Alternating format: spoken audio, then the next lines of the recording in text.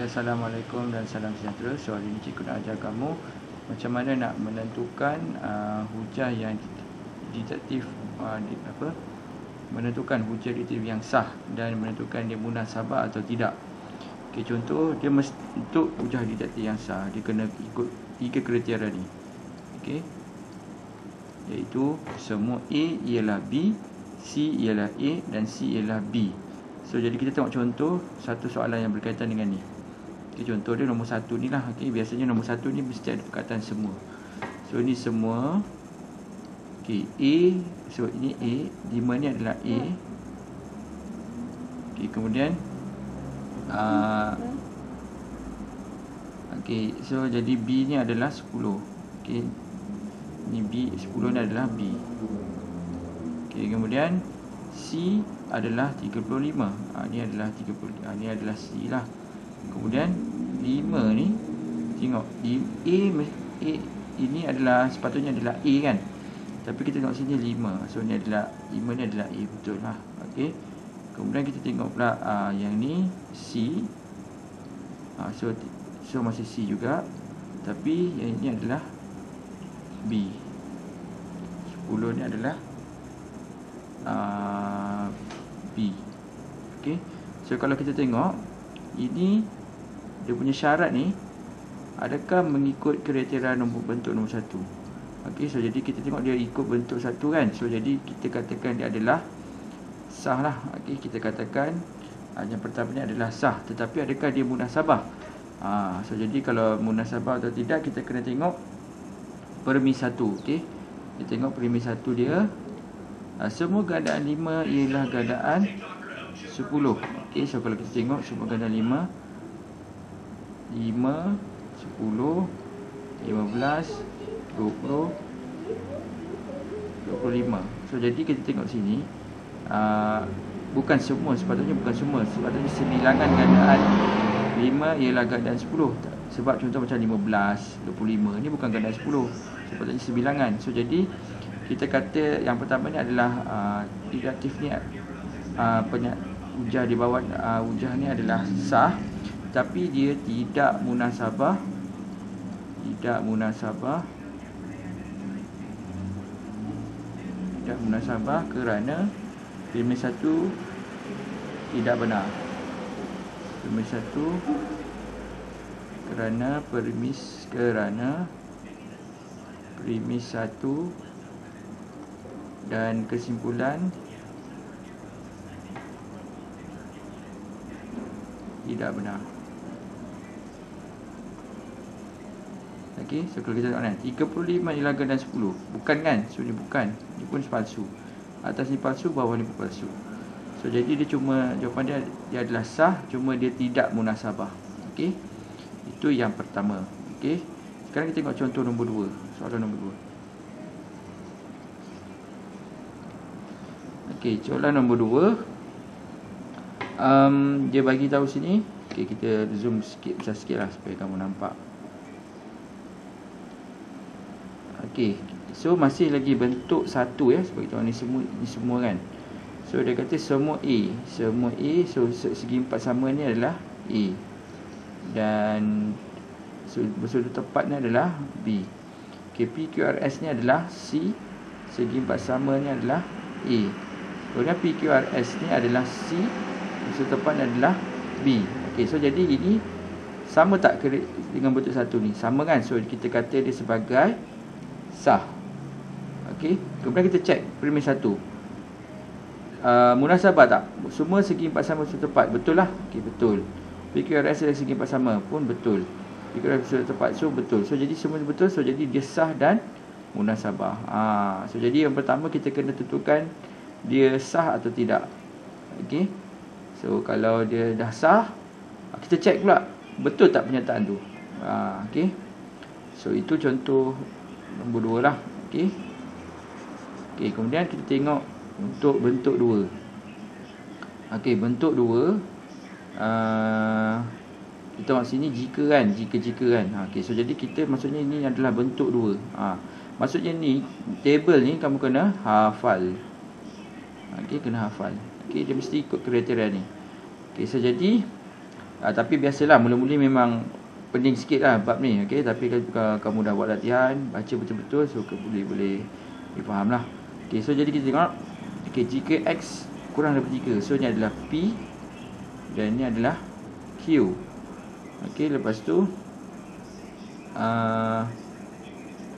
so 4 kurang daripada 3.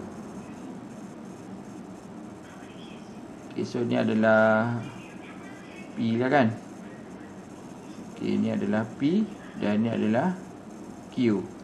So sekarang adakah dia memenuhi bentuk 2 ni?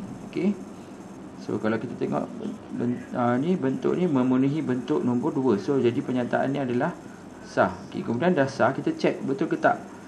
Okay, punca kuasa 3 kurang daripada 3, maka X kurang daripada 9. So X kurang daripada 9. So kalau kita letak sini 9, kita akan dapat 3 lah.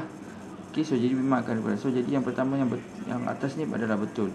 Okay, kalau kita tekan square root punca 4, adakah kurang daripada 3? So betul juga. Adakah 4 kurang daripada 9? So, betul juga. So jadi dia sah dan munasabah. Okay, okay, itu untuk nombor 3. Okay, kemudian untuk nombor 4. Okay, nombor 4 kita tengok, dia jatuh kepada kategori bentuk apa? Bentuk 1 ke, bentuk 2 ke, bentuk 3. So jadi kita tengok sini, dia adalah bentuk 2. So K tolak 5 kurang dari 9 ni adalah P. K lebih besar daripada Q, 9 adalah Q. Okay, so 10 tolak 9 ni adalah P, dan 10 lebih besar dari 9 ni adalah Q. So kita cek adakah benar. Okay, K tolak 5 kurang dari 9. Okay, katakan kita ambil 9 ni, so kita letak 10 lah. K ni 10. So jadi 10 tolak 5, kita dapat 5. So betul lah. Okay, tapi kita cek dulu. Okay, 10, katakan kita ambil 11. 11 tolak 5, 6. Pun kurang daripada 9. So betul lah. So jadi yang atas ni betul. Kemudian 10 tolak 5 kurang daripada 9. Pun betul juga. 10 lebih besar dari 9 pun betul juga. So jadi ni adalah sah dan munasabah. Sah dan munasabah. Okay, so itu untuk nombor 4. Okay, sekarang kita pergi kepada soalan nombor 5. Okay, so jadi kita tengok nombor 5.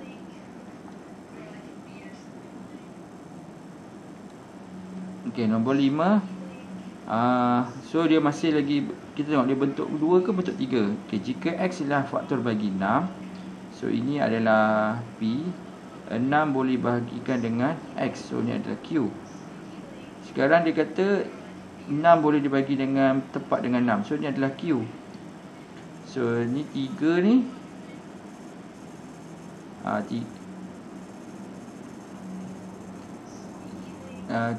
ni tak, kita tak tahu ni apa. Kemudian 3 Q, P ni pun tak dia, so maksudnya dibentuk dia ni tak sama dengan ni. Sepatutnya sini adalah, sepatutnya yang dekat sini adalah P, tapi kat sini dia tulis Q. So jadi kita dah tengok lah, ini dia tak ikut kriteria bentuk 2. So jadi ini adalah tidak sah. Okey, tidak sah.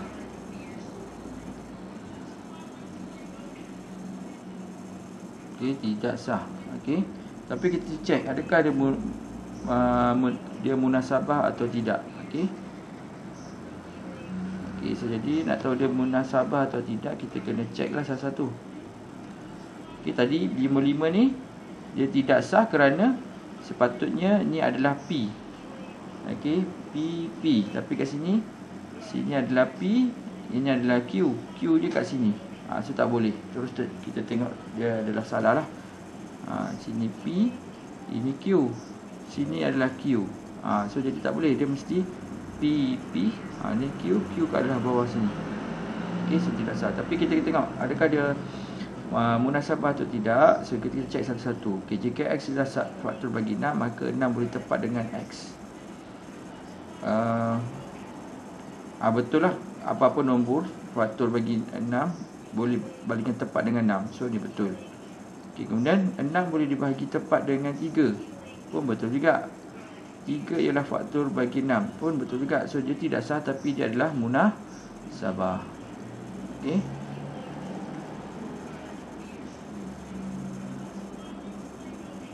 Tapi munasabah cuma dia tidak memenuhi ni je lah hujah deduktif ni. Okey.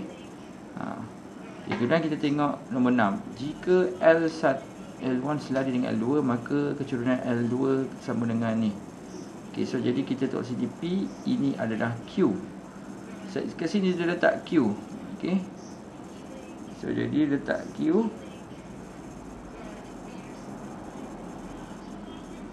Okey, so jadi ini kita tengok ni adalah bentuk 3. Dan P ni adalah, dan ni adalah P lah. Okey, so ini adalah bentuk 3. Okey, so jadi sebab lagi boleh kata tak sama kan. So jadi tidak. Dia bukan setakat bukan dengan tidak ni lebih kurang samalah. Okey. So ni adalah sah. Okey, tapi kita nak uji satu-satu ni betul ke tidak. Okey, jika L1 selari dengan L2, maka L1 kecurunan dia ni ke betul. Kemudian kecurunan L1 tak sama dengan L2. Okey, so ni pun betul juga. Kesimpulan tidak selari dengan betul lah. Okey. So dia sah dan munasabah. Okey, nombor 7. Premis 1. Semua rombus mempunyai penjuru yang berserenjang. Okey, so semua rombus. So jadi ini adalah bentuk 1 bentuk 1. So ni P, ini semua rombus mempunyai penjuru yang serenjang. Okey, ni Q. So PQRS. Okay, PQRS ni kita pun tak tahu dia P ke Q, dia tak bagi tahu kan. Cuma di sini adalah semua. Bukan P, sorry. Semua ni adalah, ini adalah A. Dan ni adalah B. So PQRS ni adalah C. Okey, dan ini sepatutnya dia letak A. Tapi kat sini dia letak B. So jadi kita dah tahulah. Ni AB. Kita tahu ni Ni AB dah betul. AB. Sini C. Okey, ni C. Ni A. Sini adalah B. So jadi dia tidak sah. Dia tak sama dengan bentuk 1 ni. So dia tidak sah. Tidak sah. Kemudian kita uji satu-satu adakah dia betul. Semua rombus mempunyai penjuru yang berserenjang.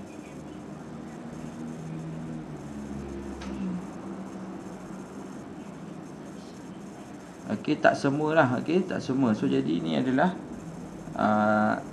tak betul lah. Okey, PQRS mempunyai penjuru yang berserenjang. PQRS ialah rombus.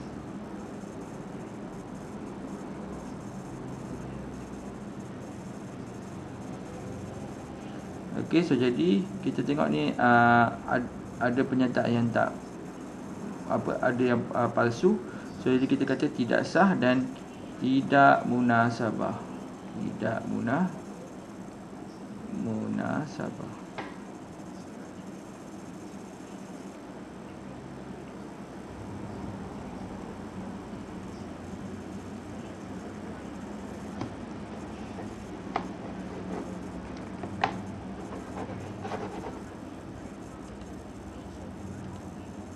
Okey, soalan yang terakhir, nombor 8. Okey, nombor 8. Jika X nombor genap, maka 3X nombor genap. So ini adalah P, ini adalah Q. Dan ini adalah Q, dan adalah P. So bukan. So jadi ini adalah sah lah. Ikut premis yang nombor 3 ni.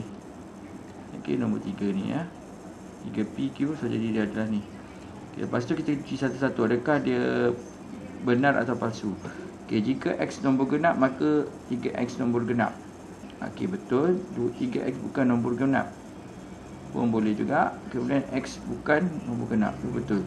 So nombor 8 ni adalah sah dan munasabah. Okey, sah dan munasabah.